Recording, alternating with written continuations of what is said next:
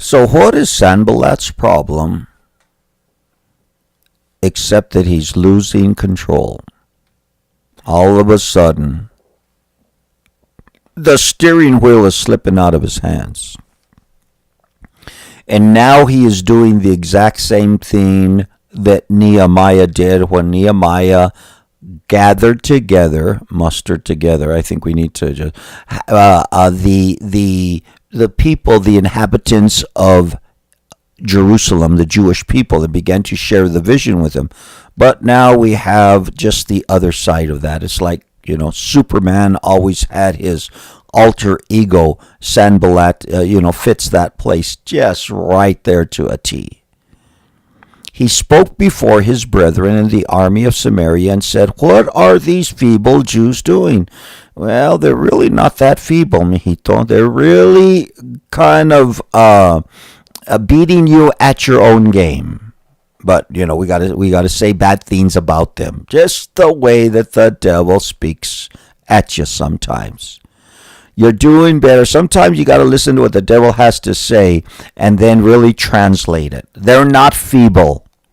They're getting the work done in record time. The stones are being stacked back up again. The gates with the timbers and the locks and everything that goes along with them are being repaired. What's so feeble about these guys? So when the enemy says, "Oh, you're just a nobody from nowhere," you can say, I hear you. I know what you're trying to say. I know where you're headed with this. He sees, God sees potential in each and every one of us, and so does the devil, and it scares the daylights out of him.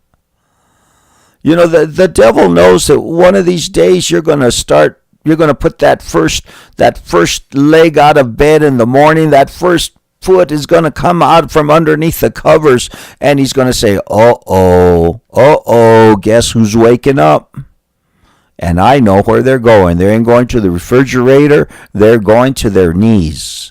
And they're going to start praying, "Thy kingdom come, thy will be done." And they're going to start praying, deliver us from evil. We's in trouble, boys. What are these feeble Jews doing? Will they fortify themselves? Well, that's what's going on. They haven't finished the work, but the work's going real well.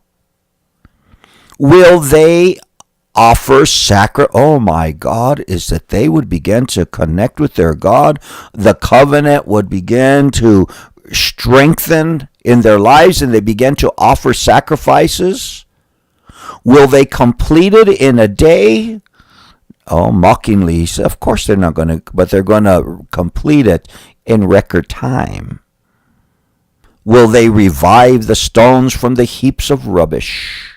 Stones that are burned. Oh, this material that they're working with is nothing. Now Tobiah the Ammonite was beside him, and he said, he's got to jump up and said mockingly, "Whatever they build, even if a fox goes up on it, he will break down their stone wall." Oh, the work that they're doing is so weak, and it's so, and all of this type of verbiage that they're using here, exactly the way it's devil-inspired speak is what it is.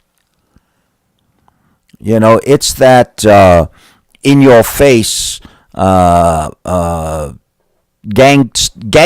talk. Oh yeah.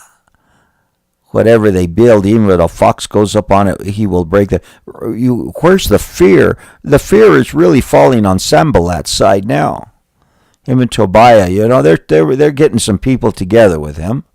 Okay, he spoke before his brethren and the army of Samaria, and but really deep down inside, they're the ones. You get a person that begins to walk in the purposes of God. You get a person that begins to say, "I am going to do what God wants me to do," and you throw in a little bit of stubbornness right along with it, and I tell you what, it's a recipe for disaster for the enemy.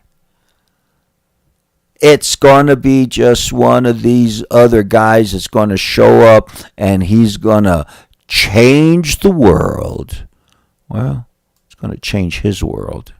He's going to keep on doing what God has told him to do.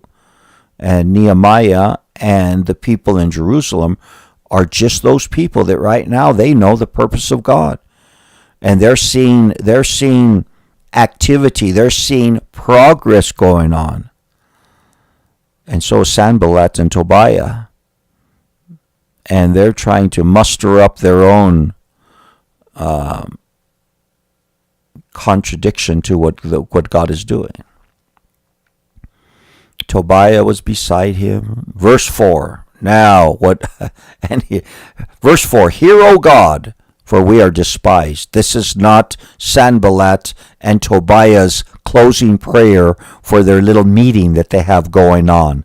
This is Nehemiah's direct and instant reproach to what Sanballat and Tobiah is trying to do. Hear, O our God, for we are despised. Turn their reproach on their own heads and give them as plunder to a land of captivity. So it doesn't take long for Nehemiah to find out. I mean, it's almost like he was listening in on the meeting that Sanballat and Tobiah were having with their brethren and the army. The word comes down, that little butterfly comes back to him, sits on his shoulder and tells him everything that they said. He immediately goes into prayer. Hear, O our God. Nehemiah says, hey, did you hear that, Father? Did you hear what these guys are saying? Because really they're not talking about us as much as they're talking about you. This is not our work. This is your work. This is not our cause. This is your cause. This is not our call. This is your call. So just in case you missed it, we know you didn't. We know you know all things. You're all loving, all knowing, all present. But just in case, we want to remind you, hear, O our God, for we are despised. That's how these people, that's how the Sanballats and the Tobiahs and the Geshems of the world, they despised God's people. Watch out, Sanballat. And this is what he says, turn their reproach on their own heads, okay, and give them as plunder to a land of captivity. This is what I call the boomerang effect. You know, I know that there's curses that will try to come against the work. I know that there's people that will hate everything that has anything to do with what God is trying to do in a community like the community that I live. And I know that there's people that will try to curse the work. Well, all you got to do is say, God, how about that boomerang effect? How about we just send it right back? Whatever they pray, send it back to them. When we were kids, we used to have this little thing that we would do. When people would tell us something, it would be the back at you thing. And in other words, back at you. You said one thing, well, I'm gonna just send it right back. It's boomerang right back to you. Turn their reproach on their own heads.